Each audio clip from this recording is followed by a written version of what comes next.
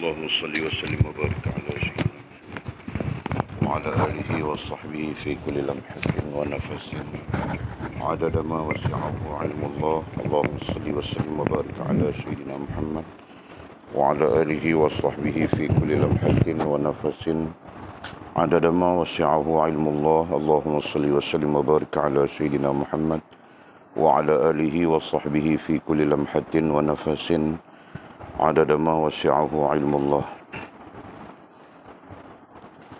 Bismillahi ma sya Allah, bismillahi ma sya Allah, bismillahi ma sya Allah, wa ma lam yasha' lam yakun. La hawla wa la quwwata illa billahil aliyyil azim. La hawla wa la quwwata illa billahil aliyyil azim. La hawla wa la quwwata illa billahil aliyyil azim. Allahumma arhamna bil Qur'an waj'alhu lana imaman wa nuran wa hudan wa rahmah. Allahumma zakkirna minhuma nusina, 'allimna minhuma jahilna, warzuqna tilawatahu ana al-laili wa atrafan nahar, waj'alhu lana hujjatan ya rabbal alamin. Allahumma aftah lana futuhal arifin, warzuqna fahman nabiyyin, waj'alna min ibadikas salihin wal muttaqin ya rabbal alamin. Bismillahirrahmanirrahim. Qala musannifu rahimahullahu ta'ala, nafa'ana Allahu bi'ulumihi wa bikitabihi fid darain. Allahumma amin ya rabbal alamin. Wa ba'du qala, yang baginda maksudkan dengan musuh itu ialah berhala. Oleh itu kamu anggap diri kamu dan seluruh kejadian, yakni makhluk ini, sebagai berhala. Dan dengan itu jangan kamu patuh dan turut segalanya itu. Hanya dengan itu sahaja kamu dikurnia rahsia-rahsia dan ilmu ketuhanan dan perkara-perkara yang jarang ditemui orang. Dan kamu akan diberi kekuasaan menjadikan dan karamah. Dan ini adalah jenis kuasa yang diberi kepada orang-orang yang percaya dengan Allah dan yang gaib. Kamu akan berada dalam keadaan ini seolah-olah kamu bangkit hidup sesudah mati di hari akhirat. Jadi, kamu adalah semata-mata manifestasi kekuasaan Allah. Kamu mendengar melalui Allah, melihat melalui Allah, bercakap melalui Allah, memegang melalui Allah, berjalan melalui Allah, mengetahui melalui Allah, dan kerehatan dan kesentosaan melalui Allah. Maka butalah kamu kepada apa sahaja selain Allah. Pekaklah kamu kepada apa saja selain Allah. Pada pandangan kamu tidak ada yang wujud kecuali Allah. Selagi kamu perhatikan batas-batas hukum dan menurut undang-undang Tuhan. Jika ada yang hilang dalam diri kamu dari kehendak-kehendak hukum Allah, maka ketahuilah kamu sedang diuji dan dipermainkan oleh syaitan. Oleh itu, kembalilah menurut hukum-hukum Allah dan berpegang teguh dengannya, dan jauhkan diri dari nafsu kebinatangan. Kerana tiap-tiap perkara yang tidak disahkan oleh hukum-hukum atau undang-undang Allah adalah bukan menurut iman. Kemudian syarahan yang ke-41. Kemudian kata musannif syarahan yang 41. Okey. Kita sambung lagi perbincangan kita kemarin berdasarkan kepada syarahan yang ke-40. Panjang lebar ya kita bincang kemarin syarahan yang ke-40. Jadi Walid tidak berhasrat untuk mengulangi, meletakkan harapan kamu orang faham saja insya-Allah dengan izin Allah Subhanahu wa taala. Nah, jika ada yang tidak faham sila kemukakan pertanyaan. Okey. Jangan pura-pura pandai tapi bodoh. Jangan pura-pura pandai, berlakon tahu tapi sebenarnya tidak tahu. Nah, itu adalah hal yang paling bodoh dalam diri kita. Biar kita bertanya jika kita tidak tahu. Nah, itu yang terbaik. Okey? Nah, jadi kini malam ini kita sambung ayat Al-Quran yang kita bacakan kemarin. Firman Allah Subhanahu wa taala, "A'udzubillahi minasyaitonir rajim, fa innahum aduwwun li illa rabbil alamin." Ayat itu yang kita baca kemarin. Ayat 77 surah 26.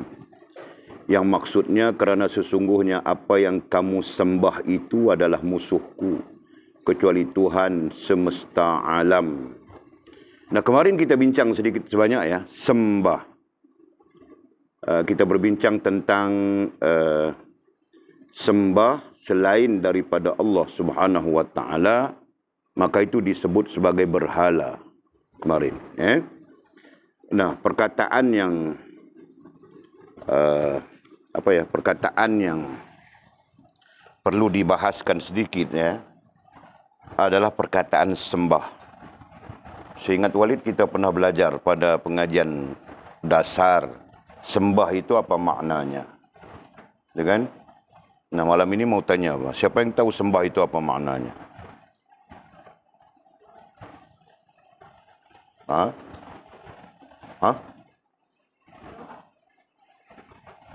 Sembah itu doa. Sila bilang sembah itu doa. Ada lagi kah? Sampai nanti kalau ditanya doa itu apa? Doa itu bilang sembah. Sembah itu apa? Sembah itu doa. Doa itu apa? Doa itu sembah. Nah, tidak ada keputusan, tidak ada penjelasan muktamadnya. Jadi belajar sudah kita semua. Sembah. Perkataan sembah.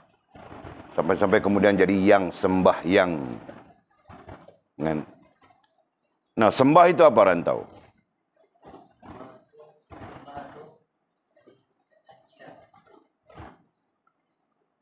Nah, teruskan.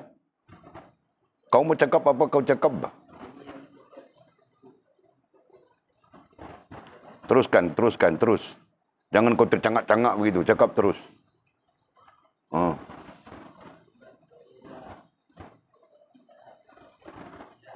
Itu je, boleh tulis apa kau cakap. Tadi Sila cakap sembah itu doa. Nah, sekarang kau cakap. Sila. Sembah itu doa. Nah, rantau. Sembah itu apa tadi? Sembah dari perkataan ilah. Tempat yang dituju atau matlamat. Nah, atau lagi fokus. Lagi? Ada lagi? Itu saja. Nah, siapa lagi? Siapa lagi? Nah, jangan kau tunduk-tunduk saja Mimi bila Walid tanya. Siapa lagi? Nah, Anjung pun tunduk juga bila Walid tanya. Sembah itu apa?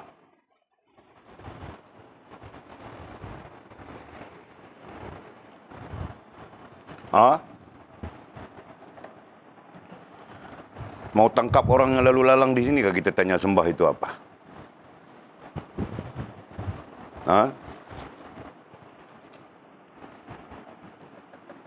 Nah, siapa?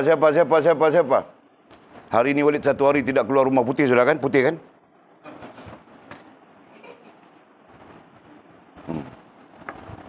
Bukan rumah saja, bilik pun tidak keluar. Keluar bilik air masuk saja. Mau kasih putih, Jul.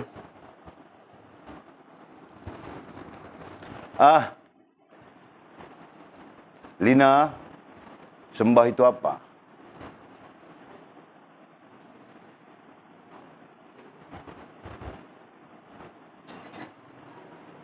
Jadi sampai sekarang kau sembah siapa? Sembah Allah. Betul. Benar. Jadi sembah itu apa? Nah, kau sembah Allah tapi kau sendiri tidak tahu sembah itu apa. Bagaimana kau sembah Allah Subhanahu wa taala? Faraizati. Sembah itu apa? Apa? Sama dengan sila. Sama dengan rantau.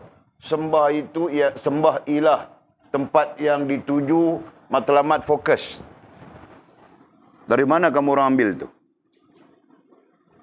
Nah, sekarang ada orang yang cenderung kepada rantau sudah. Lain dia tidak tahu mau cakap, dia cenderung kepada rantau saja sekarang. Fas cenderung kepada rantau. Atul pun cenderung kepada rantau. Sofia masih blur. Ku nampak apa dalam kepalamu?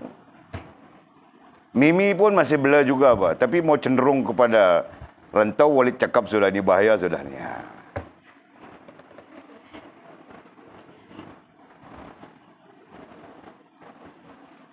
Nah, semua orang belajar sudah, Pak. Apa yang kamu orang belajar?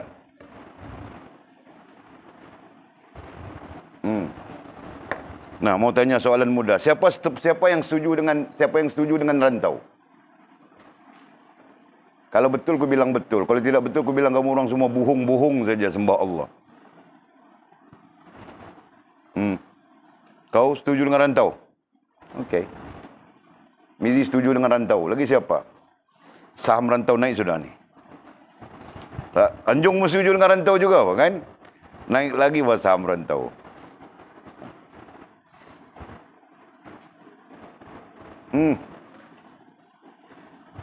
Ada lagi? Wah, kamu orang cari-cari saja, kan? Padahal hari-hari saja dengan kamu orang. Hal itu hari-hari saja dengan kita. Setiap masa, setiap hari, setiap keadaan. Kau tidur kah? Kau jaga kah? Nah, kau dalam keadaan menyembah Allah Subhanahu wa taala. Di rantau bilang sembah itu bilang dari perkataan ilah bilangnya. Diambil di mana ya? Bukan Jul cakap ya? Okey. Jadi tidak ada kan itu kan? Kosong kan? Okey. Berarti Jul tidak mengeluarkan pengetahuannya. Siapa sekarang?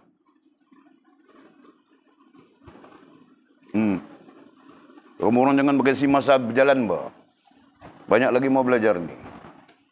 Atul. Sembah itu apa, Atul?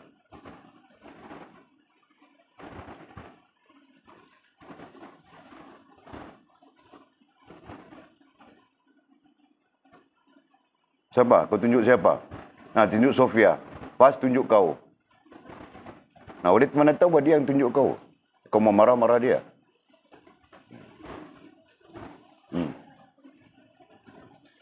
Macam mana ni? Macam mana?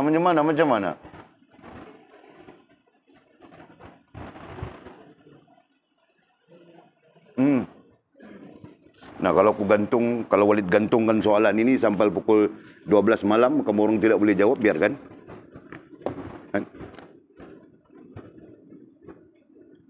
Nah, kau cakap apa, Atul? Kau mau cakap itu.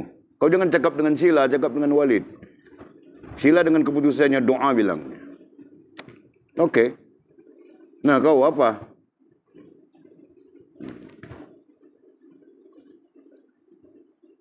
Kamu orang tidak membaca kah? Ha? Apa yang belajar sudah itu tidak dibaca semula kah? Ya, Mama. Nak cuba? Okey. Okey.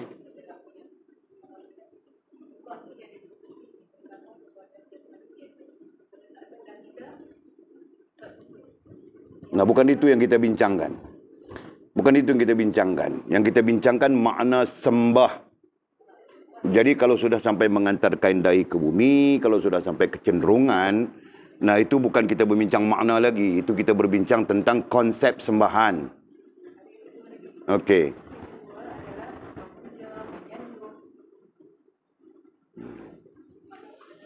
Masih lagi dalam hal yang konsep itu.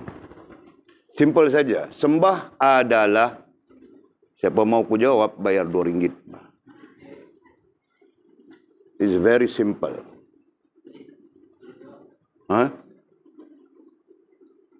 Nah, sekarang kau kedekut sudah. Kedekut mau jawab. Padan bah dengan kamu orang, kedekut mau tanya. Nah, kecenderungan itu macam mamamu bilang tadi, bah. Itu termasuk dalam konsep. Nah, perkataan itu, literal, perkataan, istilahnya itu. Sembah. Kita pun tulis sembah di sini kan. Nah, tulis semula, S-I-M-B-A-H. Sembah. Nanti kita masuk yang di sini. Nah, jadi solat. Dalam bahasa Sanskrit, yang ini makna Tuhan.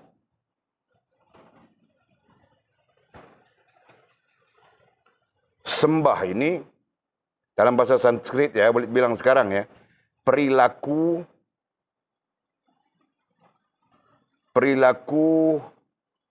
siapa mau bilang, perilaku kita. Nah, ini bahasa Sanskrit ya. Yang dalam bahasa Sanskrit maknanya Tuhan. Sembah maknanya perilaku kita.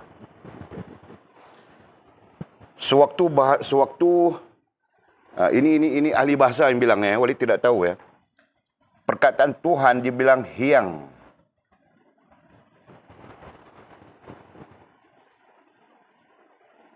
Jadi sembah yang berarti sembah Tuhan.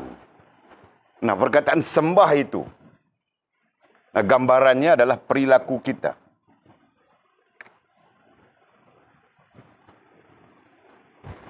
Walid kira kamu orang paham sudah semua, pikir semua, siap dapat semua sudah. Nah, kamu orang pikir ya sekarang ya, Walid kasih soalan di atas soalan ya. Apalagi bentuk apalagi bentuk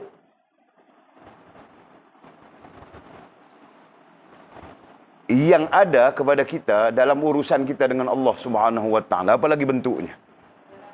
Nah, penyerahan, ketundukan, kepatuhan dan sebagainya, itu adalah bentuk-bentuk yang tersimpul di dalam satu istilah yang Walid ajar sudah kamu orang. Bebuih sudah mulut Walid ni. Apa?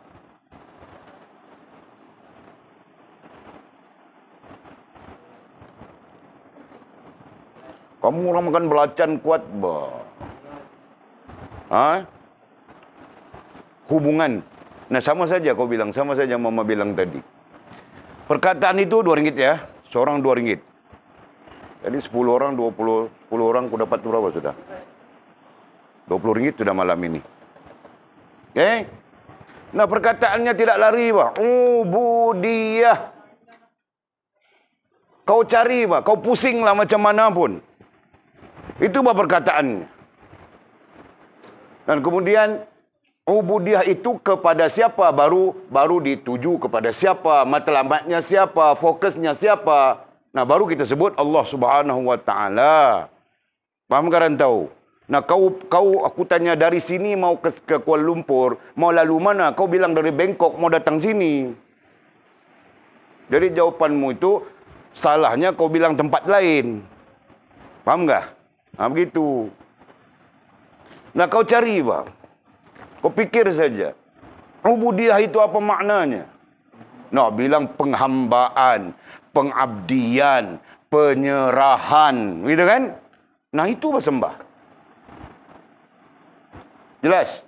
Kemudian, siapa yang kau melakukan pengabdian? Siapa yang kau lakukan penyerahan? Siapa yang kau lakukan ketundukan dan sebagainya? Nah, itu dibilang tujuan, fokus, matlamat. Ialah Allah Subhanahu wa taala. Gitu kan? Pusing sikit saja kamu orang pening sudah. Macam mana mau alim macam ini, ha? Lina, kau faham kah? Kau ni. Mimi, kau faham kah? Nah, itu sembahan. Sembah, perkataan sembah. Okey. Cuba kau sebut rantau apa yang boleh sebut tadi. Apa? Sembah ni adalah ubudiyah. Nah. Ubudiyah ni adalah pengabdian. Banyak lagi bah kalau kau mau sebutkan. Nah, yang penting kau faham ubudiyah itu apa, memadai sudah. Jadi sembah itu adalah ubudiyah.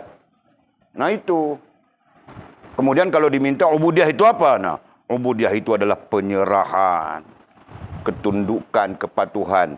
Yang kemudian kau sebut ilah tadi, itu yang salah itu. Ilah itu adalah gambaran, ilah itu adalah Tuhan. Tempat dituju, tempat tujuan, tempat matlamat, tempat kecintaan dan sebagainya. Betul kan? Jadi dua perkataan yang berasingan ya. Sembah dan Tuhan, dua perkataan yang berasingan. Disatukan ataupun dimudhaf dan dimudhafun ilaihkan. Ataupun disebut diidhafatkan. Nah, begitu. Jadi sembahyang, kita pun pakai sembahyang sekarang, istilah kita pakai. Apakah benar perkataan sembahyang? Nah, disandarkan kepada perbuatan itu boleh, benar. Tapi kalau disandarkan kepada akidah bukan sembahyang, solat. Betul kan? Okey? Faham ke? Jadi jangan sampai tidak tahu baru kita boleh bincang. Nah, katanya, kerana sesungguhnya apa yang kamu sembah itu adalah musuhku. Jadi salahkah? Kerana sesungguhnya apa yang kamu ubudiyahkan itu adalah musuhku. Salah ke bunyinya? Tidak kan? Ubudiyah lebih luas dari sembah. Kalau kita pandang dari sudut perbuatan. Ubudiyah itu lebih luas, lebih menyeluruh. Mencakup, kalau menyeluruh pun mencakup tiga hal. Mencakup akalmu, hatimu dan tingkah lakumu. Nah, itu lebih menyeluruh, lebih holistik. Ya kan? Berbanding sembah. Pun begitu, nah istilah itu kita pakai secara dominan. Nah, semua orang pakai sembah saja. Jarang orang guna perkataan ubudiyah. Gitu kan? Nah, tinggal kefahaman kita perlu jelas. Okey? Nah, kerana sesungguhnya apa yang kamu sembah itu, apa yang kamu sembah ai ubudiyahkan itu adalah musuhku. Kamu di situ adalah merujuk kepada rentetan ayat ini berkaitan dengan Nabi Allah Ibrahim dengan umatnya. Di mana Nabi Allah Ibrahim berdepan dengan umatnya yang tidak menyembah Allah. Ai tidak mengubudiyahkan diri kepada Allah Subhanahu wa taala. Nah, mereka mengubudiyahkan diri kepada patung-patung. Mereka mengubudiyahkan diri kepada akal mereka, kepandaian mereka. Mereka mengubudiyahkan diri kepada kemajuan yang mereka kecapi ketika itu. Mereka mengubudiyahkan diri kepada kekuatan diri mereka dan sebagainya. Dengan meninggalkan Allah Subhanahu wa taala. Okey? Nah, semua itu bilang Nabi Ibrahim alaihissalam musuhku. Musuhku kecuali Tuhan semesta alam. Kecuali Tuhan semesta alam. Nah, selanjutnya musannif kitab kita, mursyid kita Maulana Abdul Qadir Jailani rahimahullah taala mau berbincang dengan kita perkataan musuh pada ayat yang kita baca tadi. Katanya yang baginda, ai baginda Nabi Ibrahim alaihissalam. Maksudkan dengan musuh itu ialah berhala. Yang dimaksudkan dengan musuh itu ialah berhala. Jadi kemarin kita sudah catatkan bahawa ada dua makna berhala.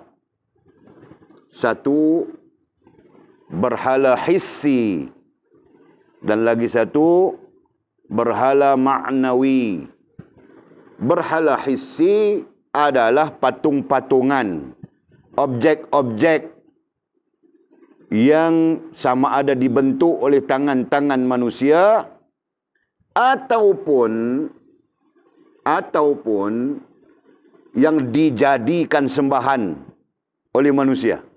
Nah, di sana ada pokok-pokok, busut-busut, itu kan? Apa lagi ya? Besi cabang 3. Ya kan? Besi cabang 3. Kubur-kubur. Nah, kubur pun ada juga orang jadikan sembahan kan? Apa lagi? Kuda.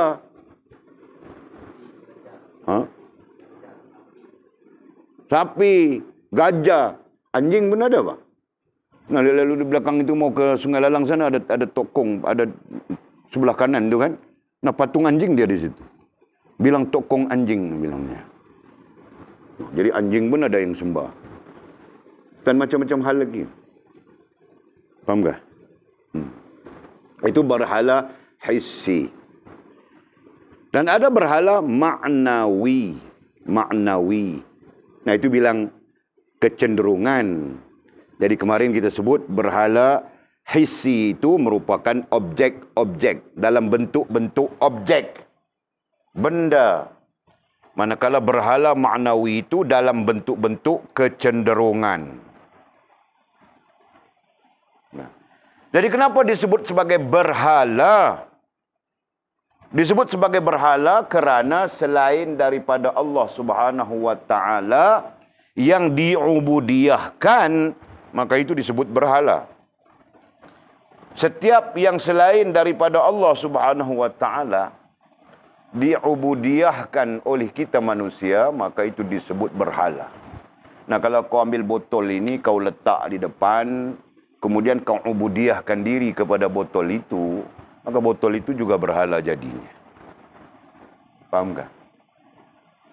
Nah, sebab itu kalau dulu-dulu kami pengajian klasik bilang, kalau kita tidak kenal Allah, nah kita solat, kita menghadap dinding, nah kita sembah dinding itu, bilangnya. Itu pengajian klasik ya. Sekarang tidak boleh dibawa dalam pengajian, nanti orang keliru. Kecuali kita bawa, kita boleh bincang.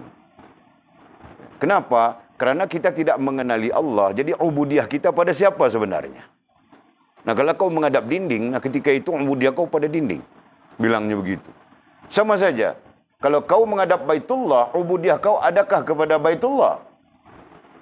Nah, itu pertanyaan yang dibincangkan oleh para ulama. Kan orang sembahyang menghadap Baitullah. Nah, kita pun menghadap ke Baitullahil Haram. Jadi apakah kita mengubudiyahkan diri kepada Baitullah? Ini soalan-soalan dalam usul din. Jawapannya tidak. Lalu kau ubudiyah pada siapa? Ubudiyah kepada Allah. Kau kenal ke Allah? Nah, itu pertanyaannya. Kau ma'rifahkah kepada Allah SWT? Nah, sekiranya kau ma'rifah, maka betul lah. Kau bukan menyembah dinding. Kau bukan menghadap apa kau sembah, apa kau hadapi. Tapi kau sebenarnya menyembah Allah Subhanahu wa taala. Begitu kan? Faham tak? Tuntutan mengenal itu sangat mustahab. Okey. Jadi kita bukan masuk ke sana. Okey, terus. Complete set.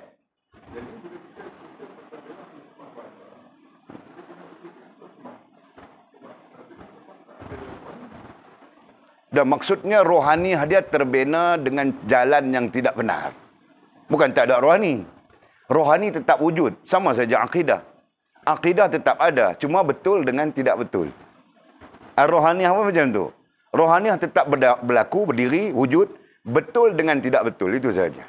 Jadi rohaniah yang betul, maka dia selamat daripada kerosakan-kerosakan tingkah laku dan sebagainya. Manakala rohaniah yang tidak betul, nanti dia akan menyeleweng. Dia akan berlaku kerosakan pada perbuatan ataupun tingkah lakunya. Begitu. Jelas tak betul kan? Jadi bukan tak ada. Semua orang akan ada rohaniahnya. Semua orang akan ada akidahnya. Maksudnya begitulah. Semua orang akan ada tasdiknya. Semua orang akan ada niatnya. Semua orang akan ada rasanya. Benar atau salah. Hak atau batil. Itu saja. Okey. Jadi kita bercakap tentang apa tadi? Tentang berhala hissi dan berhala ma'nawi. Nah, kenapa disebut sebagai berhala selain daripada Allah yang diubudiyahkan, maka itu disebut sebagai berhala. Jadi kesimpulannya, kita mengubudiyahkan diri kepada Allah atau mengubudiyahkan diri kepada selain Allah. Nah, selain Allah itu diistilahkan sebagai berhala dalam konsep ubudiyah. Faham kah? Nah, jadi perkataan ini terkait dengan konsep ubudiyah langsung. Okey?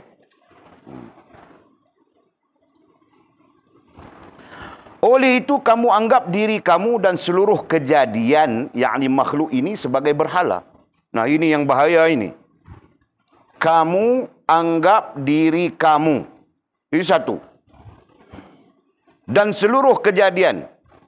Seluruh kejadian makhluk. Ataupun makhluk. Nah, makhluk kita belajar sudah kan? Ada makhluk berupa benda, ada makhluk berupa perkara, ada makhluk berupa keadaan. understanding tentang makhluk. Ada yang berupa benda, berupa objek.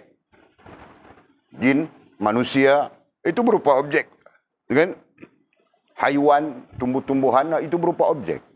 Itu pun makhluk. Ada makhluk berupa perkara.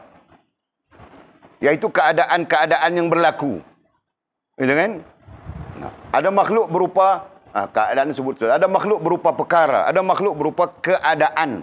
Ataupun hal. Sifat bagi makhluk. Kan? Nah, Sheila sakit perut. Sakit perut itu adalah perkara. Faham tak? Nah, sakit perut itu makhluk. Faham tak? Nah, kenapa bilang makhluk?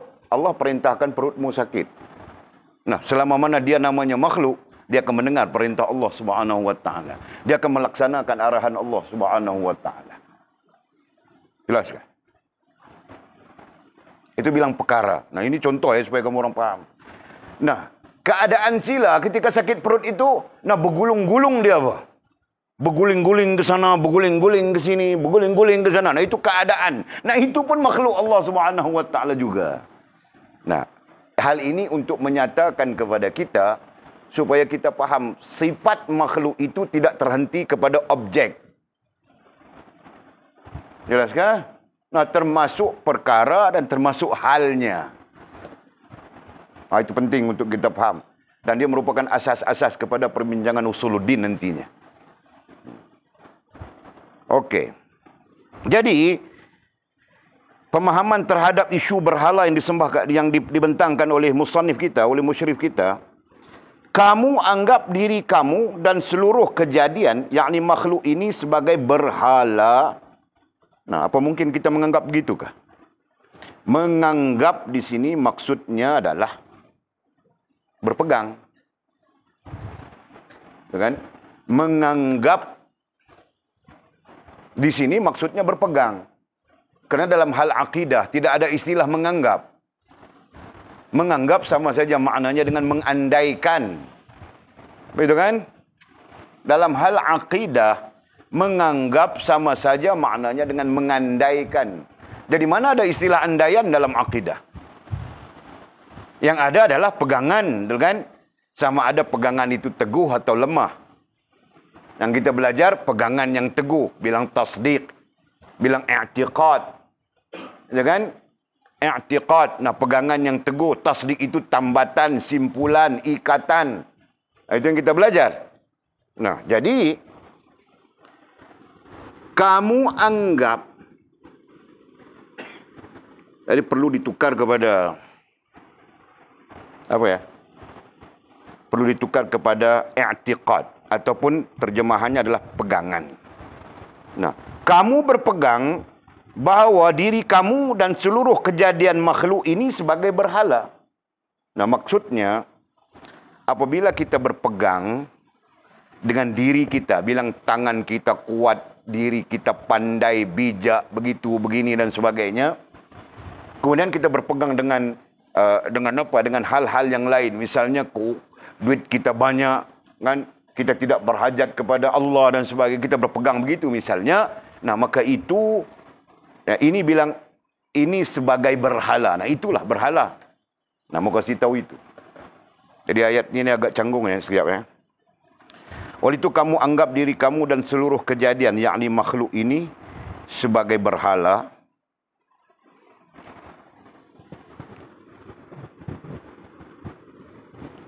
Dia di sini di antara ayat pernyataan dengan ayat penjelasan agak canggung di sini. Oleh itu kamu anggap diri kamu dan seluruh kejadian makhluk ini sebagai berhala. Titik di situ, bah. Dia tidak boleh dan. Nah, sekiranya kita menganggap, berpegang bilang tadi, bahawa diri kita mempunyai kekuatan, mempunyai kekuasaan, baik akal, baik tubuh, anggota badan kita dan sebagainya mempunyai kekuatan tersendiri, misalnya, dan kita menganggap makhluk kemudiannya, begitu juga perkara, hal dan sebagainya sebagai apa ya? Sebagai mempunyai kekuatan, mempunyai qudrah. Nah, maka itulah. Itu yang dikatakan kita menjadikan diri kita dan makhluk itu sebagai berhala. Titik tadi sudah kan? Dan dengan itu, jangan kamu patuh dan turut sekalian itu. Nah, oleh itu, jangan kamu patuh. Dan jangan kita patuh kepada apa? Kepada yang kita sebutkan tadi. Kita menganggap, kita berpegang diri, kita mempunyai kekuatan. Nah, jangan kita patuh dengan diri kita. Jangan kita patuh. Patuh itu sendiri menurut bahasanya, adalah ubudiyah. Nah, jangan kamu ubudiyah. Boleh saja. Jangan kamu patuh dan turut. Jangan kamu ubudiyahkan. Atau kita mau pakai perkataan sembah. Boleh saja. Tapi boleh takut kamu orang keliru tadi kan. Nah, boleh tambahkan saja. Jangan kamu patuh dan turut segalanya itu. Jangan kamu patuh dan turut sembah. Ubudiyah. Nah, dua di situ. Sekalian itu. Segalanya itu. Apa maksud segalanya itu? Isim syarah di sana sudah. Segalanya itu diri kita dan seluruh makhluk. Nah, jangan kita ubudiyahkan. Datang dia macam mana sekalipun. Nanti datangnya makhluk daripada bangsa-bangsa lain selain daripada manusia misalnya. Nah, kalau datang bangsa manusia pun kita takut-takut sudah. Datang bangsa selain daripada manusia, bangsa jin misalnya, bangsa iblis misalnya. Kan? Nah, itu semuanya makhluk. Dan begitu juga dirimu, kau pandai, kau bijak macam mana sekalipun, kan? Kau hebat macam mana sekalipun. Nah, jangan kita mengikutnya. Jangan kita mengikut bilang di sini tadi kan. Jangan kamu patuh dan turut. Jangan kamu sembah. Jangan kamu ubudiyahkan. Nah, itu. Kenapa? Pulang balik kepada Allah. Yang pandai itu Allah. Yang memberi rezeki itu Allah. Kan? Balik kepada kita tidak mempunyai daya dan upaya. Daya dan upaya itu milik Allah Subhanahu wa taala. Nah, di sana kita tidak mempunyai kekuatan apapun. Kita tidak mempunyai keupayaan apapun melainkan Allah Subhanahu wa taala. Nah, begitu. Faham tak? Nah, kemarin kita bilang sudah, ramai orang yang memberhalakan dirinya sendiri. Nah, kerana dia pandai, kerana dia pemegang PhD, VCD, DVD, semua dia pegang, nah dia merasakan dia pandai sudah. Ya kan? Sampai dengan Allah pun dia bercanggah, kan? Banyak begitu. Yang lain pula, kerana dia makan ubat kuat, tongkat Ali, tongkat Musa, tongkat Fir'aun. Nah, segala tongkat dia makan, maka dia merasa dia kuat sudah. Kan? Dia tidak bergantung lagi kepada Allah, Pak. Bergantung kepada kuatnya saja, misalnya. Kan? Yang lain pula, rasa dia cantik, Pak. Kerana dia pakai Cleopatra, kerana dia pakai getah cempedak, kerana dia pakai... Kan? Nah, rasa dia cantik saja. Hari-hari tengok cermin. Tengok cermin saja, cantik kan aku? Jadi dia bergantung kepada kecantikan dirinya misalnya kan.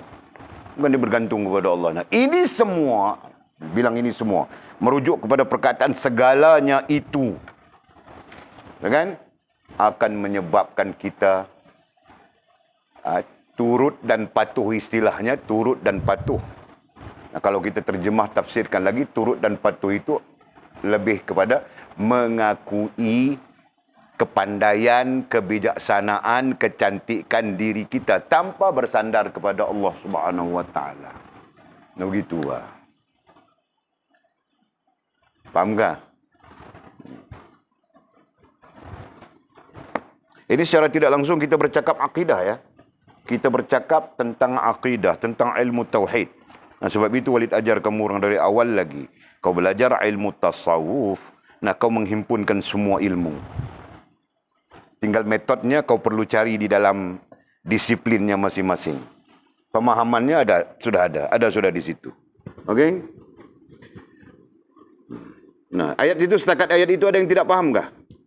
Teksnya. Sila kau paham teksnya itu. Okey.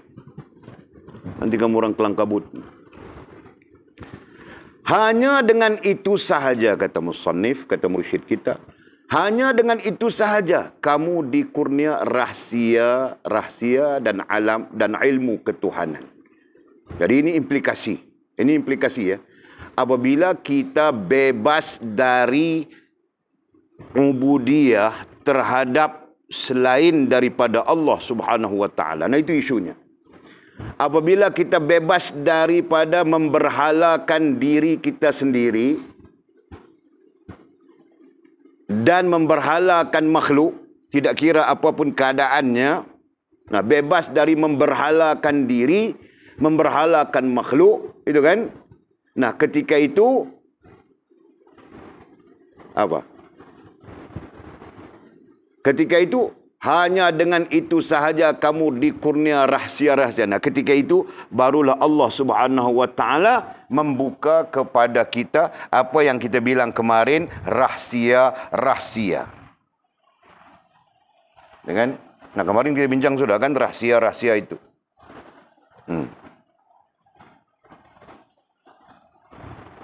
Rahsia-rahsia apa ya? Kemarin kita bincang di atas sana kan? Rahsia dari segala rahsia. Nah, apa Walid cakap kemarin? Nah, sebab itu Walid suka kasih kamu orang fakta. Satu perkataan rahsia. Perkataan selanjutnya rahsia juga apa? Supaya kamu orang tidak keliru. Nah, kalau rahsia itu satu saja datang. Rahsia-rahsia bilangnya. Apa rahsia?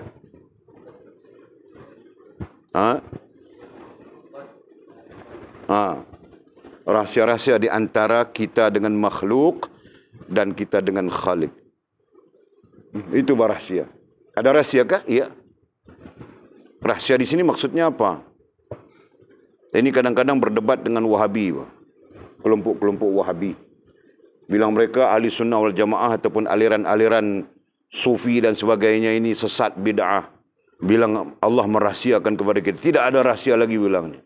Allah sudah zahirkan seluruhnya. Baca dalilnya. Liyuzhirahu ala dini kulli bilangnya. Allah telah menzahirkan seluruhnya berkaitan dengan agama itu kepada baginda Nabi SAW. Jadi sufi-sufi ini semua bid'ah bilang. Nah itu kita tidak nafikan. Fahamkah? Allah menzahirkan seluruh agama kepada baginda Nabi dan baginda Nabi menyatakan kepada kita, itu kita tidak nafikan. Sebab itu yang kita maksudkan rahsia di sini adalah sesuatu yang tidak semua orang tahu.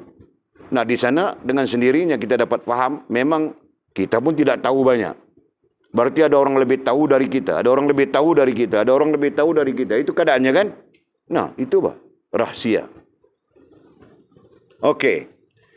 Jadi rahsia disebut di sini rahsia. Hanya dengan itu saja kamu dikurnia rahsia-rahsia.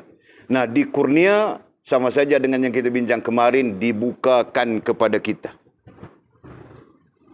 Dikurnia ay dibukakan kepada kita rahsia-rahsia. Nah, berkaitan dengan alam makhluk kah? Berkaitan dengan Allah Subhanahu wa taala kah? Berkaitan dengan alam makhluk pun kita tidak kenal habis, bilang sudah. Dengan bukan lagi alam ghaib ke alam itu, alam ini bukan lagi, makhluk itu sendiri pun kita kenal tidak habis. Walid pernah ke Langkawi, masuk di dalam apa itu? Akuarium dalam air, dalam laut itu apa panggil? Underwater world, masuk dalam itu. Walid tengok saja, sebab Walid tengok cantik apa itu, coral. Apa batu karang, cantik. Walid tengok pelan-pelan, tiba-tiba hidung Walid kena cermin. Bila kena cermin, yang nampak macam pokok-pokok itu rupanya bergerak dia. Tahu tak? Dia bergerak. Nah, rupanya haiwan. Rupanya sejenis haiwan di dalam laut yang sifatnya macam batu karang saja. Tahu tak?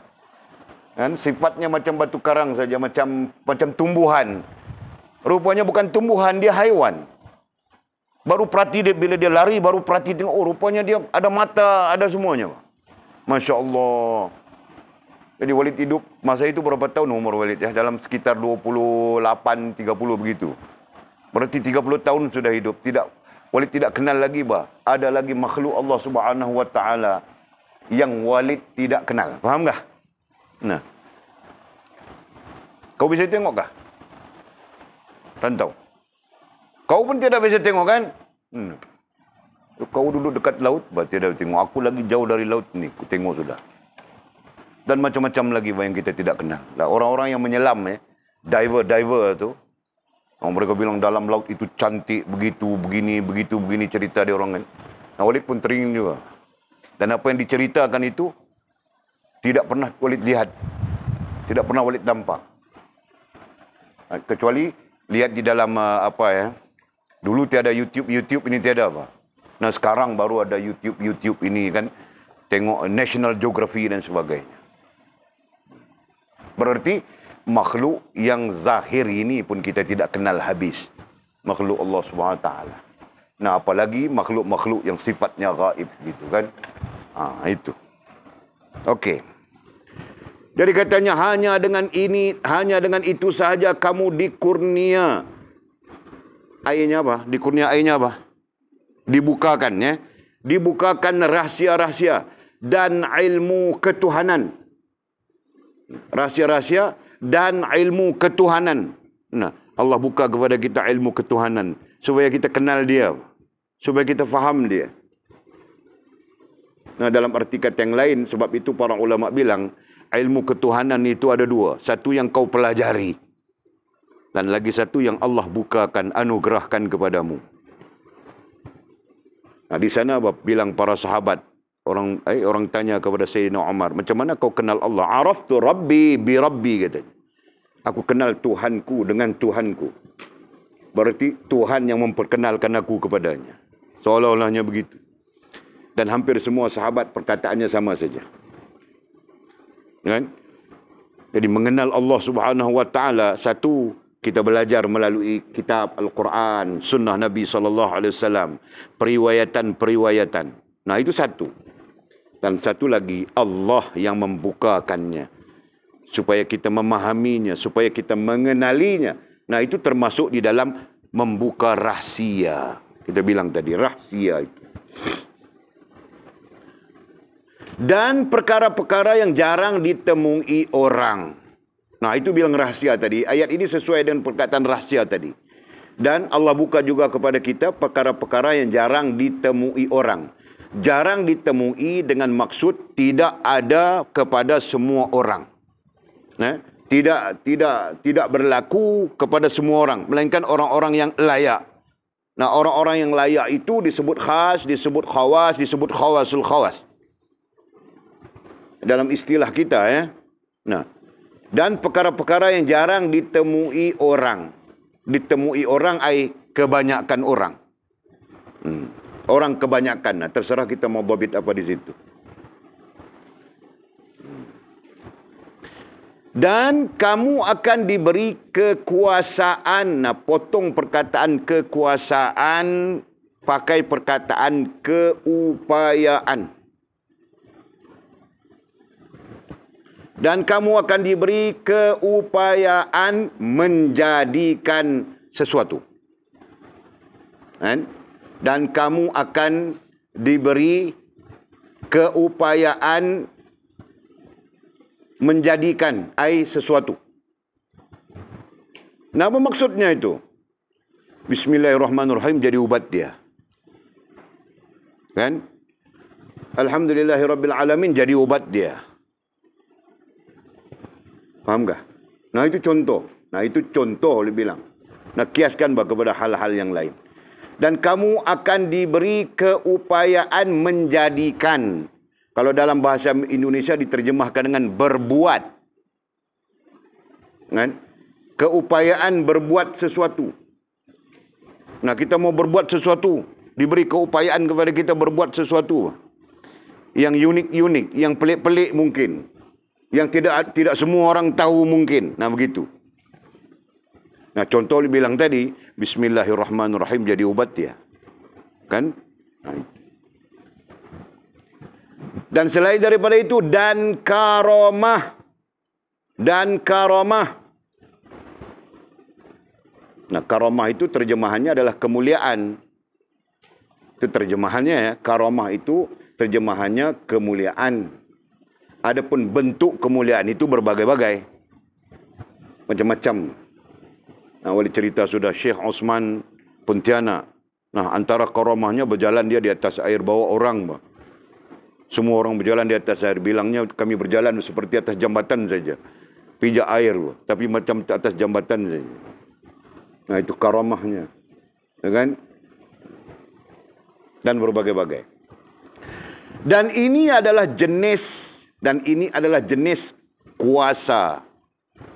Nah, perkataan kuasa, ai kan saja di situ. Jenis kuasa, ai keupayaan. Dan ini adalah jenis kuasa, ai upaya ataupun keupayaan yang diberi ai oleh Allah.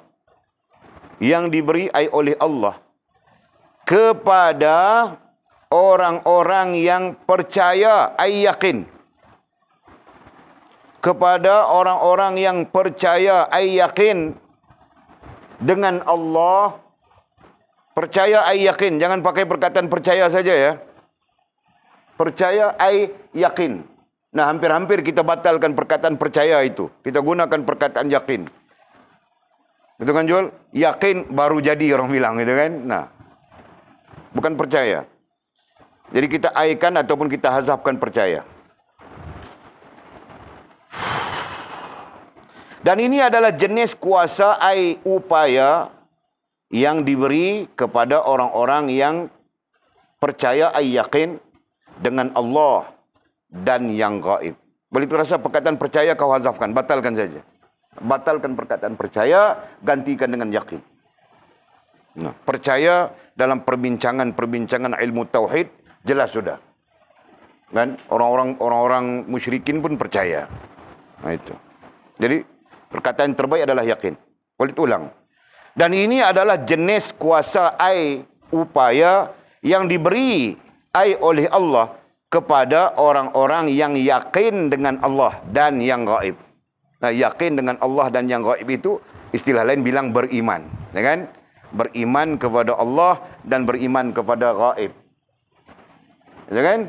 Alladzina yu'minuna bil ghaib wa yuqimuna shalah. Alladzina yu'minuna bil ghaib. Nah, beriman dengan perkara yang gaib.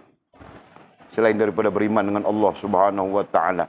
Nah, orang yang beriman dengan Allah dan beriman dengan perkara yang gaib, maka Allah Subhanahu wa taala akan memberi kepadanya keupayaan-keupayaan yang kita sebutkan tadi.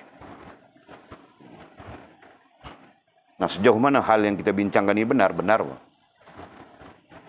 Sejauh mana hal yang kita bincang ini betul-betul? Walid melalui hidup ini sampai 52, 51, 52 sudah. Walid pernah melihat semuanya ini. Nah, ada orang yang pergi hospital ambil ubat, begitu begini, tidak sembuh. Sakit. Datang kepada seorang syekh, nah syekh bismillahirrahmanirrahim saja bilang. Letak di tangan di perut, bismillahirrahmanirrahim. Sembuhkanlah ya Allah umat baginda Muhammad sallallahu alaihi wasallam. Sembuh dia. Nah, Walid sudah lihat itu semua. Nah, sebab itu pelajaran yang tersebut di sini ngam saja dengan pikiran Walid, karena Walid sudah melihat keseluruhan. Paham enggak? Allah, ya Allah. Okey, setakat itu ada yang mau tanya apa-apa kah?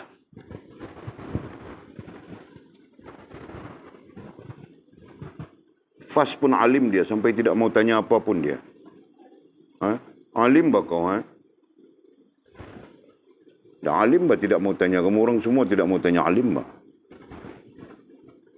Sila mau tanya kah? Tidak juga alim bah. Masya Allah. Okey. Kamu akan berada dalam keadaan ini. Kamu akan berada dalam keadaan ini. Nah, ini isim syarah. Apa faktanya? Faktanya yang kita sebutkan tadi itu. Faktanya yang kita sebutkan tadi. Allah akan mengurniakan kepada kita rahsia-rahsia ilmu ketuhanan. Perkara-perkara jalan timuran, dan kamu akan diberi keupayaan menjadikan dan karamah, dan ini adalah jenis kuasa air, kuasa semua itu. Kamu akan berada dalam keadaan ini. Nah, ini terkait dengan yang kita sebutkan tadi. Bismillahmu jadi obat. Bismillahmu penuh barakah. Nah, bacaanmu, doamu penuh dengan keberkatan. Nah, begitu maksudnya. Kamu akan berada dalam keadaan ini seolah-olah kamu bangkit hidup sesudah mati di hari akhirat.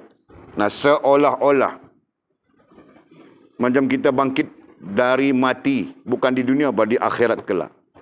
Seolah-olah. Nah, maksudnya apa? Maksudnya keadaan kita itu seperti mati hidup semula. Nah, kalau orang kita pun bilang begitu kan, sembang-sembang orang kita kan. Aku ini macam mati hidup semula, Pak. Dulu ku hantu saja, sekarang baru mau jadi baik misalnya. Fahamkah? Dulu tiada apa yang berlaku kepada kita. Nah, sekarang bismillah saja jadi ubat sudah misalnya. Begitu. Keadaan kamu akan berada dalam keadaan ini seolah-olah kamu bangkit hidup sesudah mati di hari akhirat. Seolah-olah. Nah, jangan pegang ya. Bila disebut seolah-olah, nah itu andaian. Setiap yang namanya andaian tidak boleh dijadikan pegangan. Nah, jadi majaz saja, kiasan saja. Nah, kalau dulu kita jahat, kalau dulu kita tidak betul, doa kita tidak barakah, diri kita pun tidak barakah dan sebagainya. Nah, sekarang kita dalam keadaan-keadaan yang sebegini, yang kita sebutkan di kitab ini, atau kita dalam keadaan-keadaan tidak mematuhi, tidak memberhalakan, kan? Tidak menyembah yang lain, tidak mengubudiahkan diri kepada yang lain selain daripada Allah Subhanahu wa taala, sehingga Allah membukakan rahsia-rahsia ilmu ketuhanan dan sebagainya. Nah, keadaan ini jika berlaku kepada kita seolah-olah kita mati, artinya mati apa mati?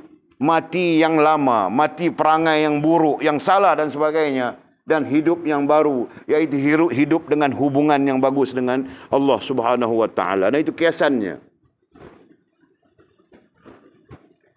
Faham tak?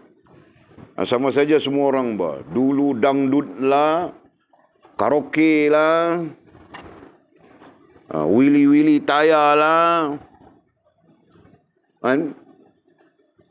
Awek sana, awek sini lah. Nah, sekarang tiada lagi sudah.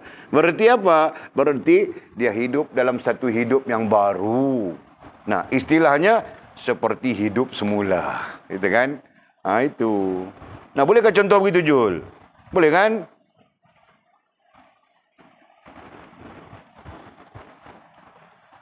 Okey. Allah, ya Allah. Jadi katanya, kamu adalah semata-mata manifestasi kekuasaan Tuhan. Jadi oleh itu.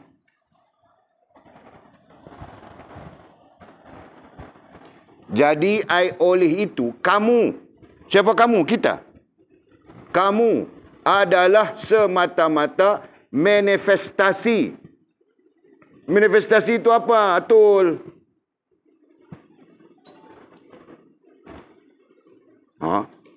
Kau ingat, kau pikir hantu ke jelma-jelma? Manifestasi itu apa? Manifestasi itu kau pandai menggunakan tempatnya, kan? Manifestasi di sini adalah penzahiran.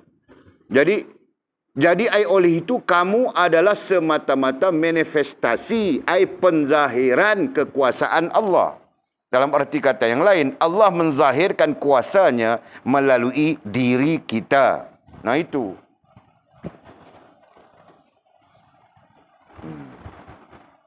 Dan sebab itu kita bilang, kita yang berada di posisi itu bilang kuasa Allah. Dengan kehendak Allah, dengan izin Allah dan sebagainya. Nah, dengan izin Allah, tangan kita boleh bergerak bagi ini hari. Kan? Kaki kita boleh bergerak ini hari. Badan kita boleh bergerak ini hari. Naik, siapkan besi-besi yang semua. Walaupun Walid tiada apa. Begitu kan? Dengan izin Allah. Kadang-kadang Allah tiada izin. Walid tiada, kau pun tidur juga, kan? Nah. Begitu. Boleh faham ke? Okey. Jadi kamu semata-mata, oleh itu kamu adalah semata-mata manifestasi penzahiran kekuasaan Allah. Nah, Allah menzahirkan kekuasaannya melalui diri kita. Dan hal ini sama saja. Allah menzahirkan kekuasaannya melalui langit. Allah menzahirkan kekuasaannya melalui bumi. Allah menzahirkan kekuasaannya melalui angin. Allah menzahirkan kekuasaannya melalui air. Macam-macam kan? Nah, semua makhluk Allah Subhanahu wa taala itu adalah manifestasi kekuasaan Allah Subhanahu wa taala. Dan termasuk diri kita sendiri. Jelas. Kamu mendengar melalui Allah. Nah, ketika manifestasi ataupun penzahiran kekuasaan Allah itu berlaku kepada diri kita, kita sendiri melihatnya. Kita sendiri yang akan nampak. Seperti sekarang, kita nampak dengan izin Allah kita bergerak, kita bilang tadi. Dengan izin Allah kita begini, kita begitu. Okey? Dan kita nampak begitu, maka akhirnya ataupun selanjutnya, kamu mendengar melalui Allah. Ini yang kita bilang kemarin dulu kita bincang. Ya, kemarin dulu kita bincang kan. Hidupnya akan terarah. Kamu mendengar melalui Allah, nah boleh tidak perlu hurai ini. Apa maksud mendengar melalui Allah? Nah, pendengaranmu tidak akan menyesatkanmu. Melihat melalui Allah sama saja. Penglihatanmu tidak akan menyesatkanmu. Bercakap melalui Allah, nah percakapanmu tidak akan menyesatkanmu. Memegang melalui Allah, nah apapun yang kau pegang tidak akan menyesatkanmu. Berjalan melalui Allah, nah perjalananmu kau berjalan tidak akan menyesatkanmu. Mengetahui melalui Allah, bahkan pengetahuanmu pun melalui Allah Subhanahu wa taala tidak akan menyesatkanmu. Dan kerehatan dan kesentosaan juga melalui Allah Subhanahu wa taala. Bahkan kerehatan, ketenangan, kedamaian, kebahagiaan semuanya melalui Allah Subhanahu wa taala. Faham tak? Nah, ini yang kita bilang kemarin pun kita sebut juga, Pak. Ditiupkan, di mana kita jumpa kemarin? Dihembus, nah di atas sana. Muka surat 132. Nah, itu kan? Dan semua yang ada pada kamu setelah wujud kerohanian itu dihembuskan, ditiup ke dalam kamu. Nah, ini maksudnya yang kita bincang kemarin. Jadi Allah akan meniupkan ruhaniyah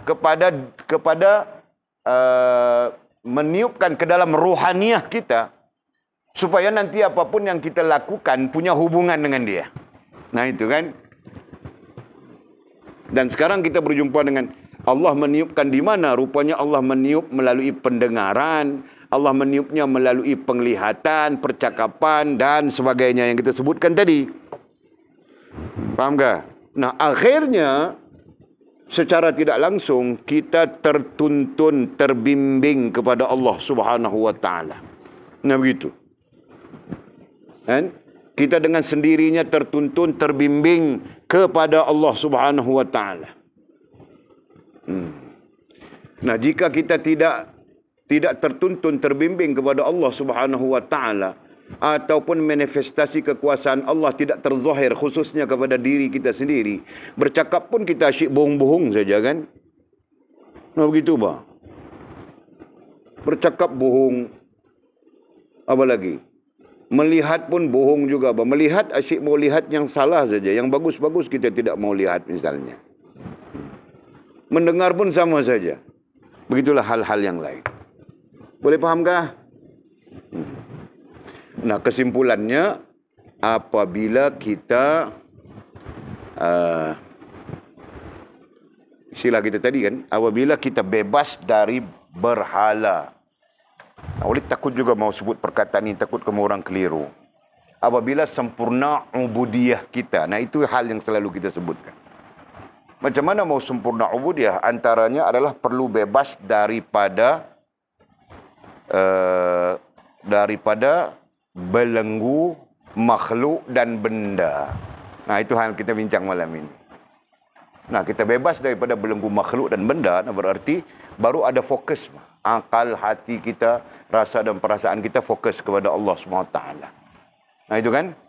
Nah, di sana kita akan dibuka rahsia dan rahsia segala-galanya dibuka, ilmu ketuhanan dan sebagainya. Nah, di sana kita sendiri akan melihat manifestasi, penzahiran kekuasaan Allah SWT. Dan ini akan menyebabkan kita semakin teguh, hubungan kita semakin kuat dengan Allah SWT. Fahamkah? Nah, itu. Subhanallah. Kemudian katanya, maka butalah kamu kepada apa saja selain Allah. Nah, apabila Allah membuka, menzahirkan kekuasaannya melalui mata kita misalnya, maka butalah kamu kepada apa saja selain Allah. Kita akan buta terhadap yang lain. Nah, buta di sini bukan tidak nampak. Buta di sini bukan buta yang buta mata. Buta di sini artinya tidak melihat sudah kepada yang lain, melainkan kepada Allah Subhanahu wa taala. Itu maksud yang kita sebutkan tadi, terfokus, matlamatnya betul, fokusnya betul, tujuannya betul. Nah, itu.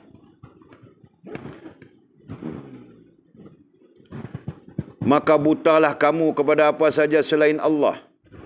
Pekaklah kamu kepada apa sahaja selain Allah. Nah, telinga kita pun akan pekak kepada yang lain selain daripada Allah Subhanahu wa taala. Nah, artinya apa? Artinya semua menjurus kepada Allah.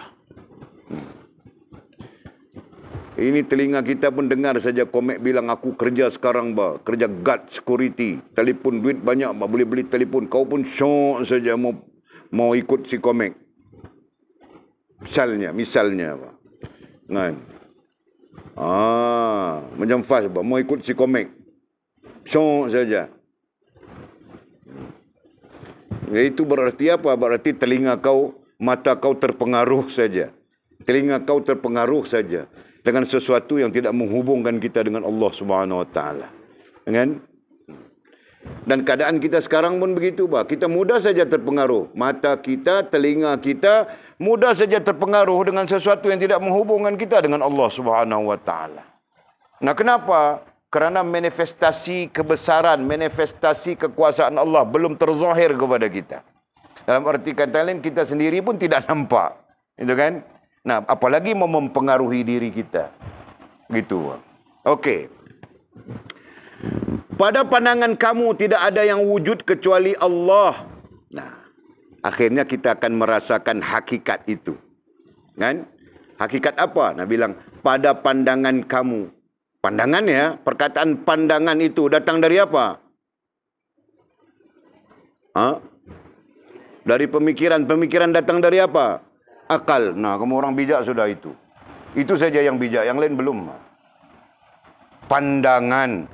Nah, berarti kau ada satu lontaran pengetahuan. Itu pandangan kan? Pandangan artinya apa yang kau lontarkan dari pengetahuanmu. Nah, itu pandangan.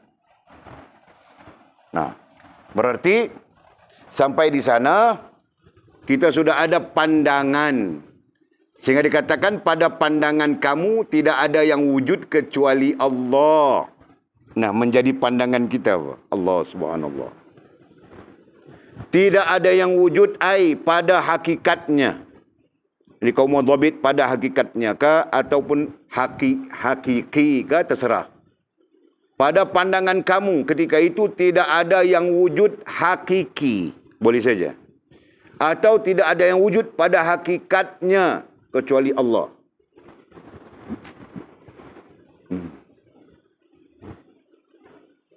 Jelas ke? Baru ketika itu yang kau katakan itu benar-benar datang daripada pengetahuanmu tentang ketuhanan. Selalu orang bercakap saja, dia pun tidak tahu izin Allah lah, kehendak Allah lah, begitu begini, dia pun tidak tahu. Nah, akhirnya dia bercanggah sendiri. Kan? Okey. Pada pandangan kamu, tidak ada yang wujud pada hakikatnya, terserah, kecuali Allah. Selagi kamu perhatikan batas-batas hukum.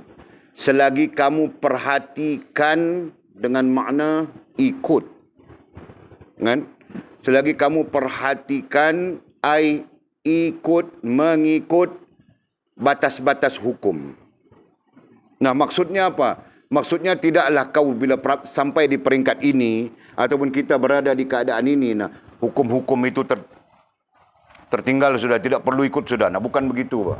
Hukum tetap hukum. Nah, maksudnya jelas, pada pandangan kamu tidak ada yang wujud pada hakikatnya kecuali Allah. Titik di situ ya, titik. Supaya ayat itu tidak menjadi canggung. Nah, ketika itu kita akan faham tentang Allah dari sudut hakikat. Seperti mana yang telah kita bincangkan. Wujud Allah adalah wujud yang hakikat, wujud kita adalah wujud yang majazi. Kan? Bukan bermakna kita tidak ada, kita ada. Tapi ada kita bukan hakikat. Kenapa? Karena kita ada permulaan, ada kesudahan. Tidak kekal dan sebagainya. Adapun wujud yang hakikat itu terkait dengan 5 sifat.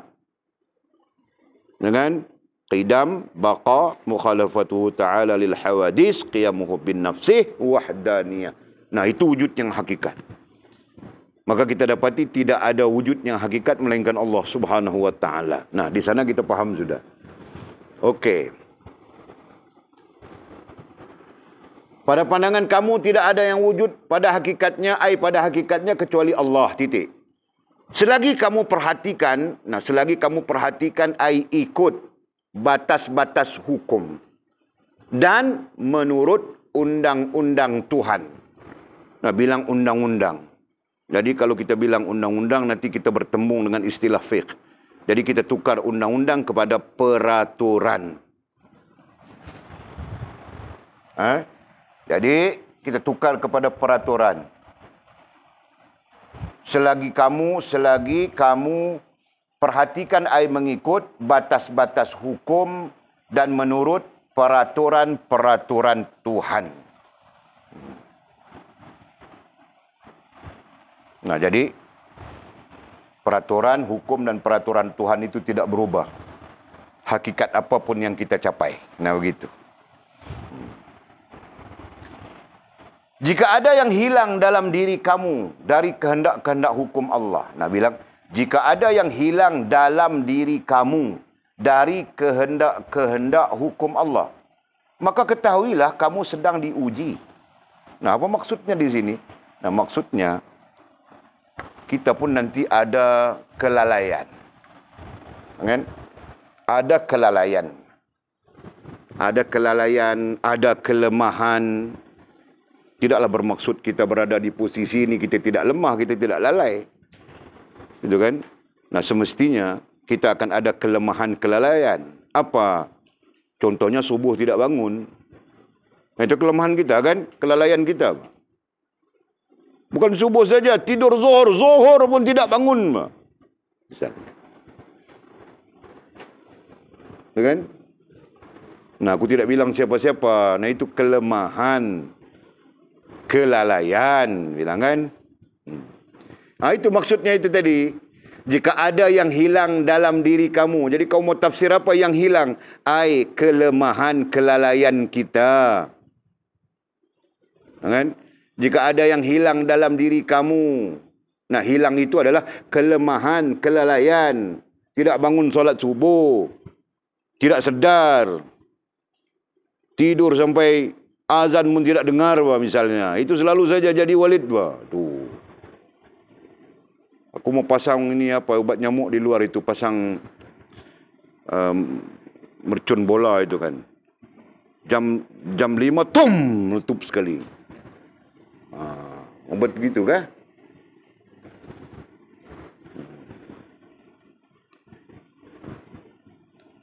Pakai jam pun bunyi saja. Tang. Hanyut sudah. Kan? Okey. Allah ya Allah. Jika ada yang hilang dalam diri kamu. Nah, hilang itu maksudnya apa? Airnya apa? Airnya apa, rantau? Nah, kau adakah itu? Betulkah? Kau bukan wali sudahkah? Banyakkah? Kau sendiri yang tahu. Jadi kau mengadu saja dengan Allah. Minta kekuatan, kan? Kau ada kanjung kelemahan? Ada juga. Masya Allah, kau pun bukan wali sudah kah? Bukan wali sudah? Ada juga nak kelemahan. Mengadu kau dengan Allah. Jadi kamu orang ada kelemahan kah? Apa kelemahanmu sila?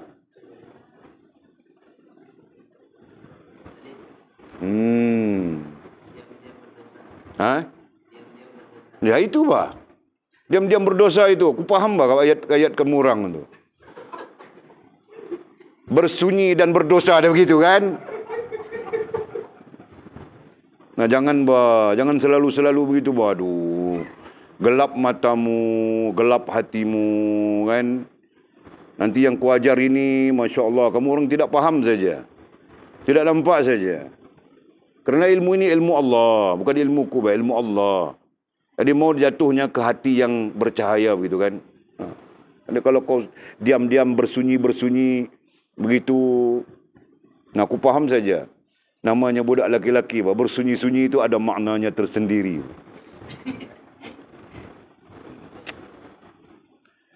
Jangan. Okey? Nah, lihat. Jika ada yang hilang dalam diri kamu, yang hilang, apa itu Atul? Kelemahan atau kelalaian. Nah, itu yang hilang. Jadi hilang di situ maksudnya boleh saja ada terjemahan yang bilang gugur. Ya kan? Jika ada yang gugur dalam dirimu. Nah, gugur itu berarti kita tersangkut dengan kelemahan, kelalaian tertentu yang bersabit dengan hukum Allah Subhanahu wa taala. Jadi Walid ulang-ulang supaya kamu orang nampak ya teks ini. Nah, jika ada yang hilang, tadi Walid bilang apa? Kitab lain apa tadi? Gugur. Kan? Yang hilang, ada yang hilang ai gugur dalam diri kamu. Nah, gugur kita subuh, gugur zuhur, gugur asar, gugur maghrib, gugur Isya saja mungkin. Nah, kita qada semuanya dalam satu malam. Dalam satu waktu 2 rakaat saja. Nah, ini amalan orang-orang Sabah. Amalan orang-orang di Sabah, apa? Ada mazhab itu. Boleh tengok sudah YouTube. Jadi ada satu aliran di Sabah yang macam itu, bah. Dipegang oleh masyarakat. Khususnya sebelah Sandakan, sebelah Tawau, sebelah apa lagi? Sebelah sana, ujung-ujung sana. Sebelah border Indonesia sana, apa? Sulawesi sana, apa kau ni? Ya kan? Banyak dia orang berpegang dengan itu. Jadi, subuh, zuhur, asar, maghrib, isya. Jadi, boleh tangguh semuanya. Nanti malam, waktu isya, qadha. Qadha itu bukannya dia qadha 2 rakaat subuh, 4 rakaat zuhur, 4 rakaat asar, nah isya 4 rakaat. Bukan. Dia buat 2 rakaat saja termasuk isya. Jadi sembahyangnya, salatnya 2 rakaat saja. Pukul habis semua dia qadha. Masya Allah. Allah. Tidak tahu datang dari mana ajaran ini. Tapi ada sudah. Kuat sudah di Sabah. Sampai-sampai kebanyakannya berpegang begitu, Pak. Jadi tidak perlu solat siang hari. Kita solat malam saja 2 rakaat. Masya Allah. Aduh. Kan? Okey. Nah, jika ada yang hilang perkataan tadi gugur ya. Yang boleh tambah tadi selain daripada yang mula boleh sebut. Jika ada yang hilang gugur, tadi lalai, lupa lalai dalam diri kamu dari kehendak hukum Allah. Kehendak hukum. Kehendak itu kita bilang apa? Kehendak bagi Allah kita bilang kehendak juga kan? Nah, kalau bagi kita bilang kemahuan, keinginan gitu kan? Nah, jadi ada yang gugur, ada yang hilang, ada yang lalai dan lupa, yang kita lalai dan lupa daripada kehendak hukum Allah. Contoh kehendak hukum Allah, subuh, jam berapa sekarang subuh? Kan? Jam 5.30 subuh misalnya. Nah, itu kehendak Allah bahwa solat subuh. Jadi, pada jam itu kita perlu bangun untuk solat subuh. Nah, itu kehendak Allah Subhanahu wa taala. Nah, kita lalai sudah di situ. Faham tak? Kita lalai sudah di situ. Kita tidak bangun, Mbak. Sudah sedar jam 9. Nah, berarti kehendak Allah pada jam itu gugur sudah. Faham tak? Nah, kehendak Allah pada jam itu tadi, yang namanya subuh, gugur sudah. Faham? Hilang sudah. Nah, ini berlaku kepada kita. Okey.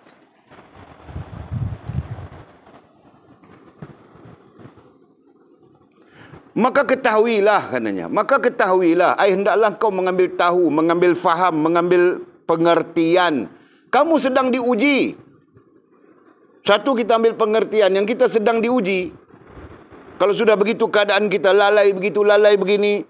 Bersunyi-sunyian sambil berseronok.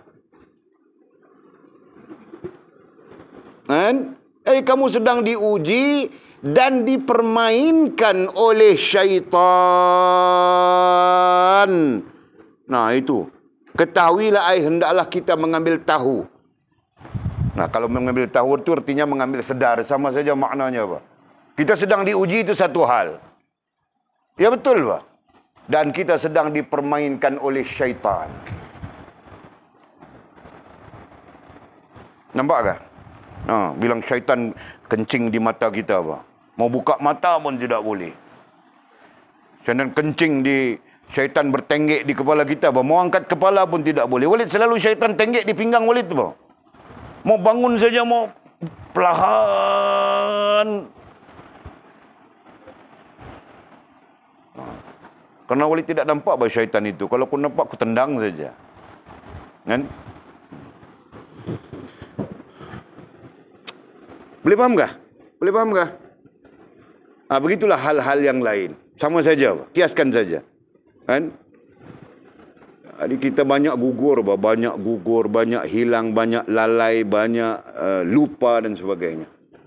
Rupa-rupanya kita sedang diuji itu satu hal.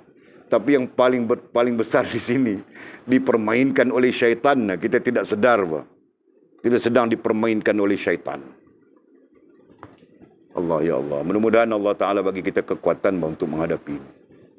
Nah, kemudian kata musannif, oleh itu kembalilah. Nah, bila kita sedar yang kita sedang diuji, atau kita sedar kita sedang dipermainkan oleh syaitan, oleh itu kembalilah menurut hukum-hukum Allah. Jadi kembali mematuhi hukum Allah. Menurut mematuhi. Hukum ketetapan Allah. Ketetapan itu apa? Kalau salat, inna salata kanat 'alal mu'minina kitaban mawquta. Sesungguhnya salat itu diwajibkan kepada orang-orang yang beriman pada waktu-waktu tertentu. Nah, mematuhi hukum Allah, mematuhi hukum waktu tertentu itu. Nah, kau tidak boleh salat subuh pada jam 3:30 pagi. Kerana waktu salat subuh itu adalah pada jam 5:30 pagi misalnya. Kau tidak boleh salat zuhur, kan? Pada jam 10 pagi. Karena kitabam mawquta, karena Allah telah menetapkannya pada waktu-waktu tertentu. Oleh itu kembalilah menurut hukum-hukum. Hukum-hukum itu adalah ketetapan Allah Subhanahu wa taala. Nah, puasa sebulan itu pada bulan Ramadan. Jangan kau tukarnya kepada Zulhijjah, Zulqaidah dan sebagainya. Betul kan? Nah, lepas Zulqaidah kau mau raya 1 Syawal, kau bilang sekarang Syawal sudah, misalnya, itu gila sudah. Jadi kembalilah menurut hukum-hukum Allah. Kembalilah menurut ketetapan-ketetapan Allah. Begitu. Dan berpegang teguh dengannya. Bukan semata-mata kembali, bahkan berpegang teguh dengannya. Nah, kalau sifatnya itu akidah, nah berpegang teguh itu tasdik. Kalau sifatnya itu ibadah, berpegang teguh itu niat. Kalau sifatnya itu ada, berpegang teguhnya itu rasa. Nah begitu Pak. Dan berpegang teguh dengannya, dengan hukum-hukum Allah Subhanahu wa taala, dengan ketetapan Allah Subhanahu wa taala. Dan jauhkan diri dari nafsu kebinatangan, di samping jauhkan diri kita dari mengikut nafsu kebinatangan. Nah, terhimpun semua sudah di situ. Selalu Walid ajar begitu, kan? Terhimpun sudah. Badaniyah, syahwiyah, haiwaniyah, dan kemudian disebut nafsu kebinatangan saja. Dan jauhkan, elakkan diri dari nafsu-nafsu kebinatangan. Kerana tiap-tiap perkara yang tidak disahkan, oleh hukum, tiap-tiap perkara yang tidak disahkan oleh hukum.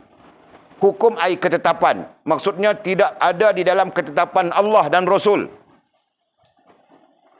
tiap-tiap perkara yang tidak disahkan oleh hukum, ai ketetapan, ai Allah dan Rasul, atau undang-undang. Nah, atau undang-undang, ai peraturan Allah. Atau undang-undang, ai peraturan Allah adalah bukan menurut iman. Adalah bukan menurut ai, menepati iman. Jadi bahasa mudahnya ialah sesuatu yang tidak ditetapkan oleh Allah Subhanahu wa taala dan tidak ditunjukkan oleh Rasulullah sallallahu alaihi wasallam dan tidak diijma' dan diqiyaskan oleh para ulama. Nah, itu semua tidak menurut iman ataupun tidak tertakluk dengan keimanan. Nah, jadi sama saja kan kalau kita bersunyi-sunyian sambil berseronok, nah itu tidak termasuk di dalam perkara iman, tinggalkan. Itu kan? Apa saja yang tidak termasuk perkara iman, tidak termasuk di dalam hal keimanan, maka tinggalkanlah. Nah, kita patah balik kepada hal-hal yang terkait langsung dengan keimanan kepada Allah Subhanahu wa taala, kerana semuanya jelas, semuanya terang, semuanya nyata. Kecuali kita jahil saja. Berarti yang tidak terang, tidak nyata itu kejahilan kita, bukan ketetapan Allah Subhanahu wa taala. Okey? Nah, jadi mudah-mudahan syarahan yang ke-40 ini pada Walid inspirasinya sangat besar ya. Jadi kamu orang baca, perhatikan mana yang tidak faham, nanti dirujuk kepada kita. Dirujuk kepada Walid, insya-Allah kita berbincang. Penting ini. Supaya kita melanjutkan pengajian kita nantinya berdasarkan kepada maklumat yang kita jelas pada syarahan yang ke-40 ini. Okey, kemudian kata musannif wallahu a'lam.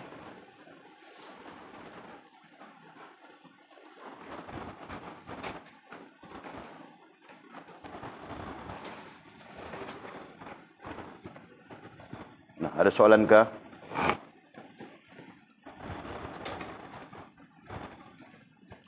Ada? Siapa ada gam 3 minit tu? Kalau ada gam 3 minit tu kah? Ha? Nah, pergi tolong buat Walid punya cermin mata. Sekejap lagi ambil.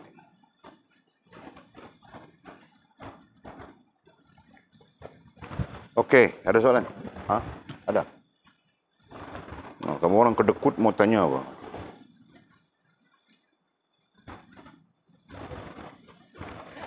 Bila Walid kedekut mau jawab, kamu orang marah. Kamu orang mau tanya apa kedekut juga.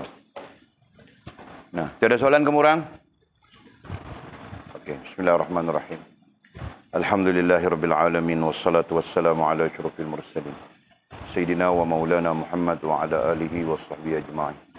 اللهم افتح لنا فتوح العارفين وارزقنا فهم النبيين واجعلنا من عبادك الصالحين اللهم اهدنا الصراطك المستقيم صراط الذين أنعم الله من النبيين والصديقين والشهداء والصالحين اللهم ربنا افتح بيننا وبين قومنا بالحق وأنت خير الفاتحين اللهم أعنا على ذكرك وشكرك وحسن عبادتك اللهم فقهنا في الدين وعلمنا التأويل اللهم فقهنا في الدين وعلمنا التأويل اللهم فقهنا في الدين وعلمنا التأويل وصلى الله على سيدنا محمد وعلى آله وصحبه وبارك وسلم والحمد لله رب العالمين تقبل الله منا ومنكم أستغفر الله العظيم سبحانك اللهم وبحمدك